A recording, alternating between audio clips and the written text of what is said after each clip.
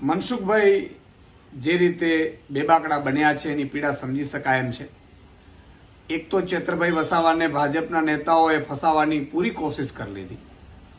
ચેતરભાઈ આદિવાસી સમાજ માટે લડતા હતા, ચેતરભાઈ આદિવાસી સમાજનો અવાજ ઉઠાવતા હતા, એટલે આદિવાસી સમાજના હીરો બની ગયા.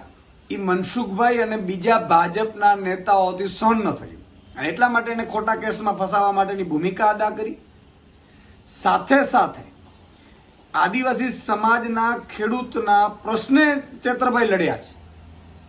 એટલે એક તો ફરજી કેસ કરાવડાવવામાં આવ્યો, બીજા નંબરમાં ચેતરભાઈ વસાવા જે રીતે જેલમાં રહીને પણ આદિવાસી સમાજનો હીરો બની ગયા. તમામ જગ્યાએ વસાવા સમાજનું સંમેલન થયું ને એમાં પણ ભાજપના નેતાઓનો હુરિયો બોલાવ્યો.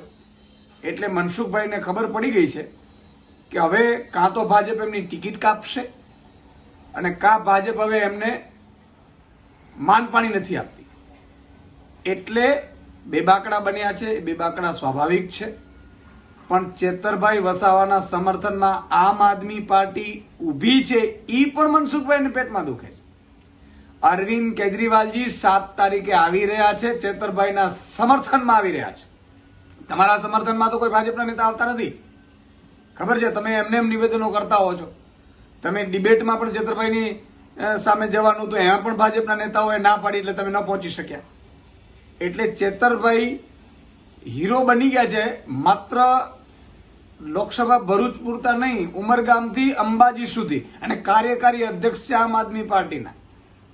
માત્ર ધારાસભ્ય રહી અને એ ડેડિયાપાડા પૂરતા જ હીરો નથી. એટલે તમારી પીડા સમજી શકાય એમ છે.